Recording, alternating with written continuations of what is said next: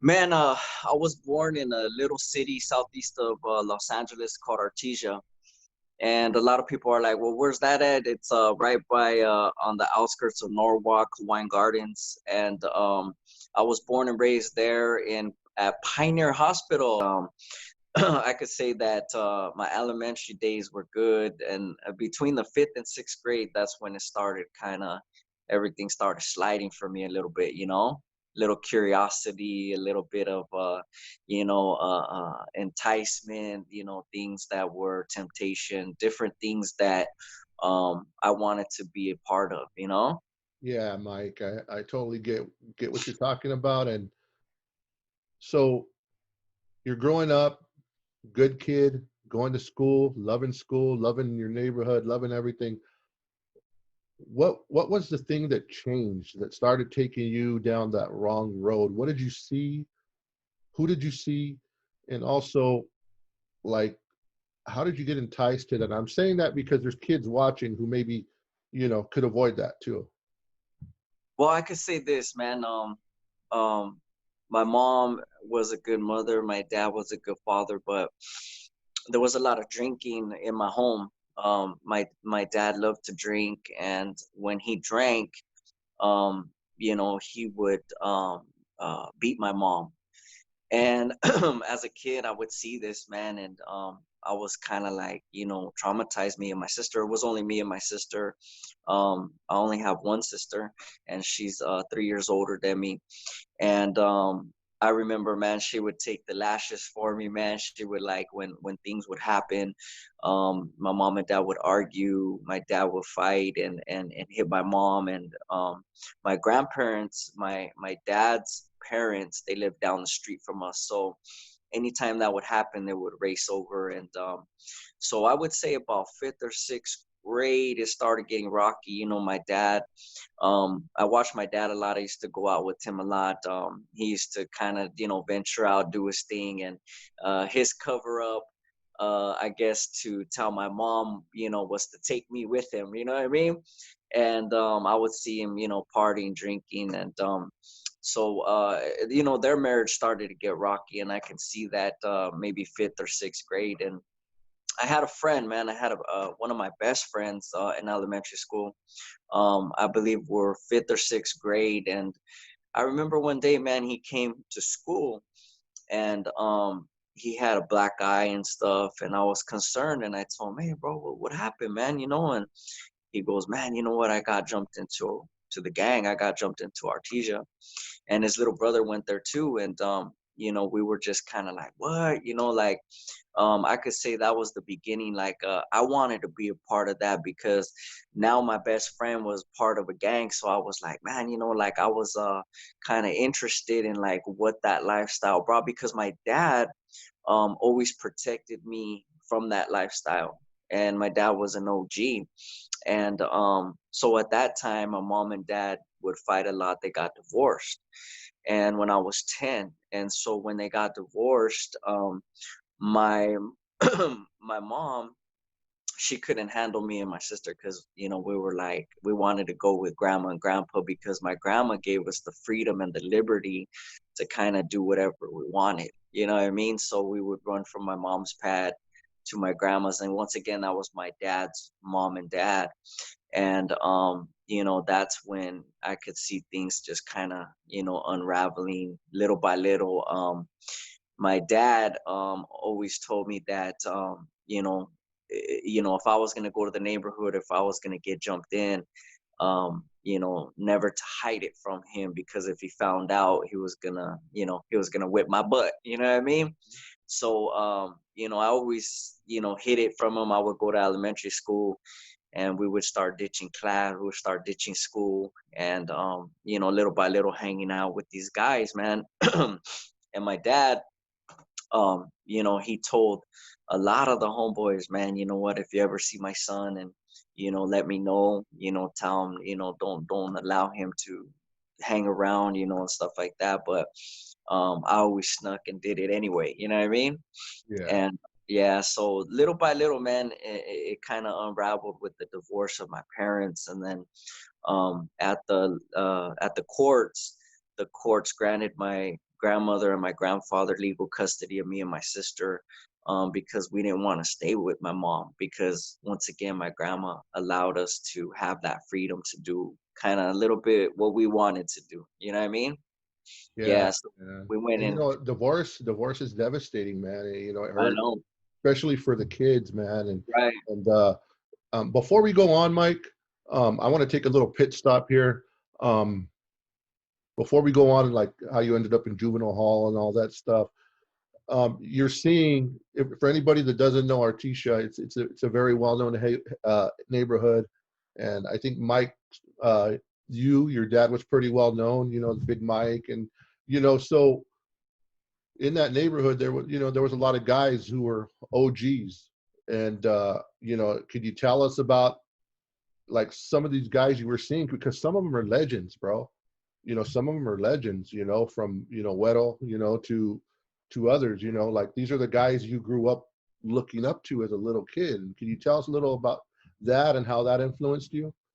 Right. Yeah, like when my generation, like from my neighborhood, from Artesia, we had different cliques. So we had the midget locals, we had the peewee locals, the 190s and Devlin Street. I was from Devlin Street.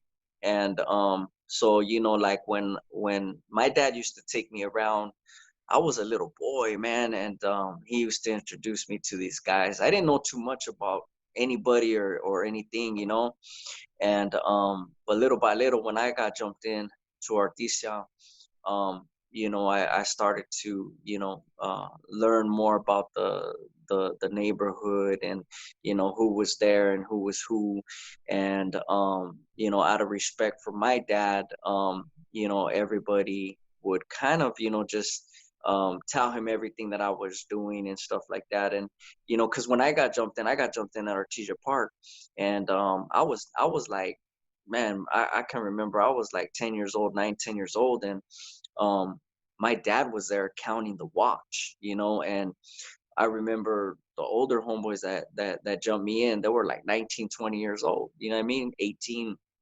And my dad was like, I remember my dad even stopped the watch, man, and he said, you know what, stop, because I was a skinny little kid and I fell down, and I remember he picked me up and he goes, you get up and you fight, you fight back, and after that, man, he picked me up, and my dad is the one that named me, and he called me boy, because I was one of the smallest youngsters from the neighborhood. You know what I mean? And all these other guys, like the OGs and stuff. I didn't really know a lot of them. I just knew that when I grew up, like and meeting them, and a lot of them, went off to go, do time and stuff like that. But my generation, it was me running the streets right there on Devlin Street, the 190s, just a lot of a lot of drama, man, a lot of I wasn't just one of those ones that were hanging up, holding up the wall, spray painting or nothing like that, man. It was a really wicked, evil life, man, lifestyle, and it was a lot of lessons to be learned, Yeah, yeah, it was rough, man. It was rough. yeah, yeah. And I know, man, some of the neighborhoods that are around you guys, I know you guys had some wars, and what's cool is you're not that no more. So we're not glorifying that life as we talk. You know, Right, right. we're talking about, and even those older guys, some of those older guys that, are very well known, and, we're just, it's cool, man. Juvenile hall. How'd you start getting busted? Man, Juvenile Hall, man, it was I was already deep into the gang life, man. And I think my first time at Juvenile Hall, I got busted for attempted murder. I was 12 years old. I went into Los Padrinos, not knowing really like anything. I didn't know the system. I was a youngster, and long and behold, I had to go in there for my first time for attempted murder. You know what I mean? And from that point on, like I started to learn the ropes. I started to learn the system. You know what I mean? And I was just, just as I went along, my dad at that time, was already busted. I think he got 14 years. Um, to I think he did out of the whole term, he did 14 years in prison. And but at that time he was already busted. So he was up there in courtroom with Manson, Charles Manson, level 4, you know what I mean? And so when I got busted in juvenile hall for the first time, my grandparents used to come see me, then they used to go see him, you know what I mean? And it was kind of like a pattern, but I can say this, man, that my grandparents, man, rain or shine, bro, they were there, man. Wherever I went, Los Padrinos, Central, Silmar, Challenger, Lancaster, wherever it was, man, they were in that line, bro, every Saturday to see me, bro. No matter what, grandma loved me, bro. And that was an unconditional love because she had the love of God in her, man, always praying for us, always believing in us, never giving up, never closing her doors to us, bro. You know what I mean? And that Man, that's that beautiful. was that was unconditional, man. You know what I mean? Yeah, Yeah. in fact, Mike, in the times I was doing time, my grandmother would do the same. She only spoke Spanish, and she would come and visit me and and read Psalms in Spanish. I didn't even know what she was saying, but their prayers work, bro. Yep. Yep. So Yeah, bro. let me Definitely. ask you, when you went into juvenile hall, like, was it on in there? Were you guys fighting? Was there was there gang beefs inside? How was it in juvenile hall and as you're going to the county and stuff? In Los Padrinos, I could say this. There was just a lot of you could say like game playing. You know what I mean? Mind games.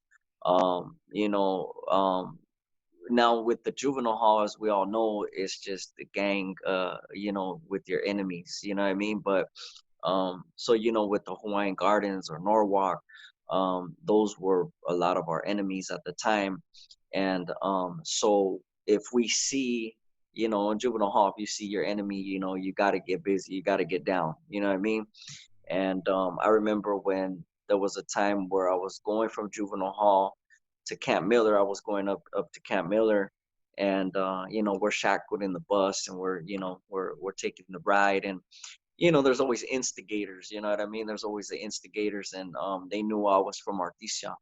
And this one youngster, he's telling me, "Hey, we're gonna get to the camp, and there's three bottles from Norwalk there. You know what I mean? They're gonna roll you up or whatever." And I was just quiet, man. I didn't feed into it. So when we got there, um, sure enough, man, there was three big old dudes from Norwalk, and